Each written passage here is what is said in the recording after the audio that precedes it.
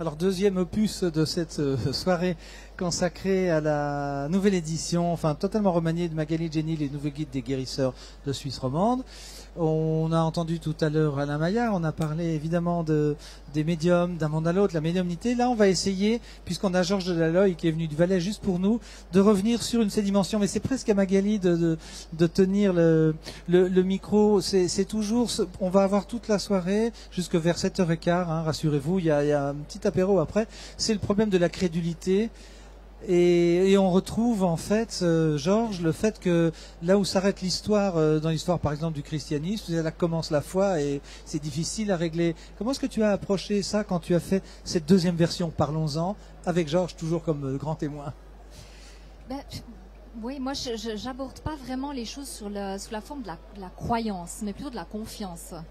Puis comme ça me permet vraiment d'éviter ce piège, voilà, ce piège un peu épineux, parce que c'est vrai que la foi, ça parle pas forcément à tout le monde.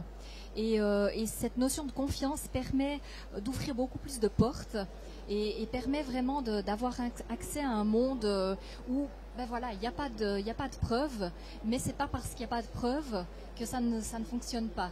Il y a des témoignages, énormément de témoignages, et puis des gens comme Georges qui peuvent justement témoigner de ce qu'ils vivent au quotidien. Et dans ce deuxième livre, j'ai fait exactement le même travail que dans le premier. J'ai rencontré de nouveaux guérisseurs. J'ai pris des nouvelles des anciens aussi pour voir comment la situation avait évolué depuis 2008. Je vous rappelle une consigne de parler vraiment le micro collé au menton, parce que on vous entend pas forcément bien. Georges Delalloy, il faut raconter comment le secret vous est arrivé et comment ça s'est fait, parce que là aussi j'en reste, comme je l'ai dit tout à l'heure, stupéfait. Alors le secret se transmet dans ma famille de génération en génération, et c'est mon frère qui me l'a transmis par écriture automatique. C'est-à-dire on écrit sur une feuille, on laisse aller son cœur, on écoute ce qui se passe. Et on a une belle phrase d'amour, une prière en fait, puisqu'on parlait de religion, qui nous enseigne à faire du bien aux personnes, dans tous les domaines, hémorragie, verrue, douleur. Alors là, vous résumez une expérience complète, parce que ce qu'on ne sait pas et que vous apprenez dans un deuxième temps, c'est que votre frère n'était déjà plus là quand il vous transmet le secret. Il y a 2 ans de décalage, si ma mémoire ne me trompe pas. Oui, il y a plus que ça. Mon frère est décédé en 79 et il m'a transmis le secret en 2006. Pourquoi a-t-il attendu aussi longtemps? Je sais pas, faut lui demander. Demander à Céline de faire l'intermédiaire. Alors, qu'est-ce que vous êtes... Oui, justement, on a envie de savoir et d'en savoir plus. Non, sur un sujet léger, il y a une douleur, c'est la perte de son frère, mais vous dites aussi que vous êtes tout le temps en contact. Et on s'était amusé à plusieurs reprises en disant, mais sur l'autoroute, c'est dangereux. Et vous m'avez dit, mais des fois, je m'arrête et je dis maintenant, fichez-moi la paix, je dois aller à Genève. Expliquez-nous ça, parce que ça paraît irrationnel, et ça l'est. Et c'est vrai, puisque vous êtes là. Exactement. On parlait tout à l'heure de cage à Faraday. On pourrait parler d'une voiture, une cage à Faraday. Oui. Ça marche tout à fait bien. Donc je fais mon petit secret pour la personne qui m'appelle. Ça marche en tout lieu, donc il n'y a pas de souci. Tout va bien. Expliquons une procédure. Qui vous appelle quand? Comment ça se passe? Alors, par exemple, je peux faire un témoignage? Ah ben oui. Voilà. Par exemple, une personne qui m'appelle pour... une personne qui m'appelle parce qu'elle a un problème avec une vache, par exemple. Alors, vous parlez de religion. Est-ce que la vache a une religion? Parce qu'elle a des problèmes, peut-être une cassure de jambe, une douleur ou des verrues. Eh ben, je fais le secret pour cette vache, et puis cette vache, elle va beaucoup mieux, ses verrues partent. Donc, on parlait de religion, il n'y a pas de religion pour moi. Ça se passe de croire. Magali, tu as étudié ça de manière universitaire. Ça se passe au niveau de quel rayonnement, de quelle fréquence? On est dans les rayons gamma?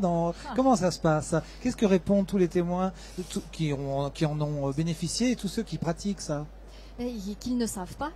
Il y a autant d'explications qu'il y a de témoignages et c'est vrai que parfois les consultants, donc ceux qui vont voir les guérisseurs, parlent d'avoir ressenti une chaleur ou quelque chose à travers les mains des guérisseurs, ou même carrément à distance dans le cas des faiseurs de secrets.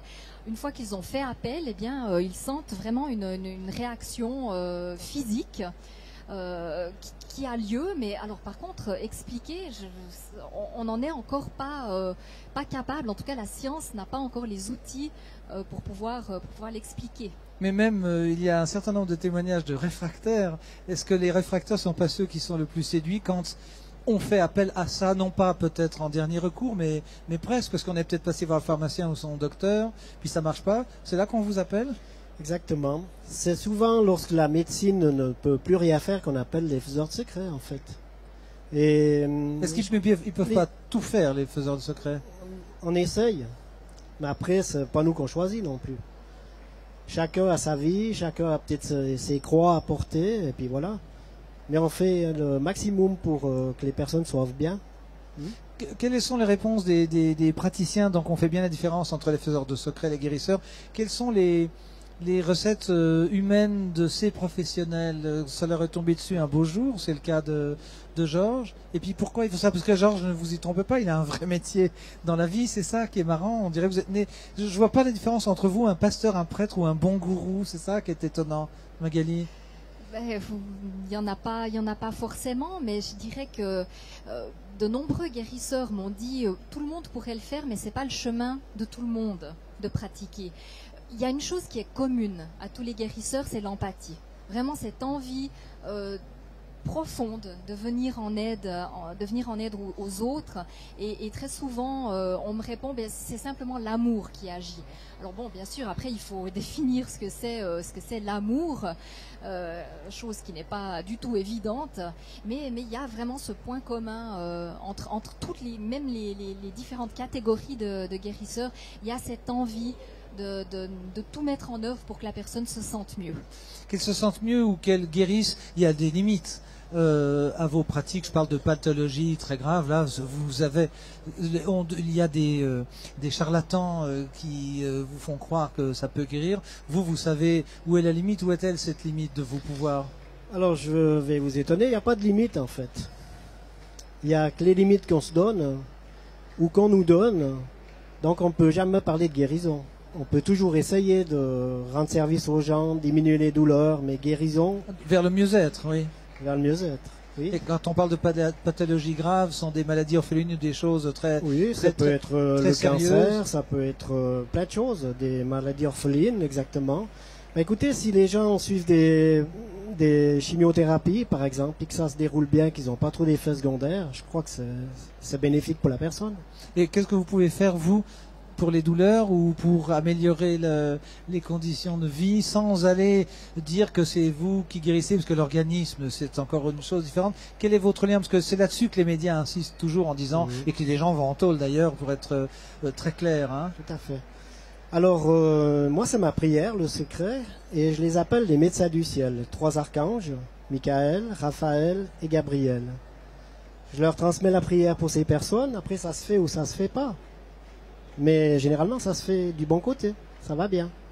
Est-ce qu'on n'est pas dans la limite de se demander, pour les gens qui vous écoutent, est-ce qu'on est face à un charlatan ou est-ce qu'on est face à quelqu'un qui fait vraiment quelque chose? C'est l'interrogation majeure, ça. Ouais. Alors, un charlatan, c'est quelqu'un qui veut faire passer quelque chose ou qui veut surtout gagner quelque chose. Qui veut gagner votre confiance pour soutirer quelque chose. Et ce qu'on soutire, serait-ce par hasard l'argent et la crédulité? Par exemple. Par exemple. Par exemple. Mais... généralement, les faiseurs de secrets, en tout cas moi je suis de tradition faiseur de secrets. Tradition entre la modernité et la modernité et la tradition, parce que ça demande beaucoup d'applications. Donc il y a site internet, applications web et tout ça. Ça demande beaucoup de temps, beaucoup d'applications sur soi-même pour donner du bien-être aux gens. Est-ce que c'est l'upgrade que vous avez pu constater en allant voir les guérisseurs? C'est que maintenant, on a peut-être sa petite appli iPad ou iPhone. Entre autres. Mais oui. Oui, tout à fait. Au début, c'est vrai que par exemple pour les faiseurs de secrets, quand il n'y avait pas le téléphone, on envoyait quelqu'un du village, voilà, un petit garçon comme ça dans le village voisin où il y avait des faiseurs de secrets. Et puis ça évolue, ça suit les technologies. Donc il y a eu d'abord le téléphone, maintenant il y a les SMS, il y a aussi les emails. Enfin voilà, c'est toujours quelque chose qui est mis à jour, qui évolue en fonction de la société, de ce qu'elle utilise. Et vous avez changé de positionnement ou d'avis par rapport aux guérisseurs, à ces pratiques, puisque c'est pas forcément à l'écrivain, à l'universitaire que je m'adresse. Est-ce que ça a changé quelque chose en vous? Est-ce qu'entre les deux livres, on sent une affirmation de conviction ou bien un affaiblissement de votre crédulité à vous en disant bon bah oui. Non. Si vous comprenez ma question, oui, tant mieux. Parce que moi, je ne me comprends pas. Non, j'ai compris. C'est peut-être mon don. C'est un don, oui. Non. On parle de conviction. Alors c'est clair que moi j'ai toujours eu un a priori positif puisque il y a un événement familial, voilà, il y a un événement personnel. Voilà, j'en ai profité étant petite. Donc j'avais cet a priori positif. Maintenant, je suis pas non plus crédule au point de tout avaler. Mais ma démarche c'est le non-jugement. Donc forcément il n'y a pas d'évolution entre le premier livre et le deuxième, parce que je vais toujours avec cette même ouverture d'esprit rencontrer les guérisseurs. Bon, alors Magali, vous êtes tombé dans le piège, c'est rigolo aussi, il y a beaucoup de changements, il faut acheter le second, bien sûr qu'il y a des changements. En tout cas, la couleur des vêtements pour tous les deux, vous êtes assortis à la couverture. On va prier Michel Jacquard de venir nous rejoindre, on va parler aussi géomancie et astrologie pour tous dans le prochain sujet. Vous restez avec nous, Georges ? Oui, bien sûr. Merci. On peut vous applaudir aussi. Michel Jacquard.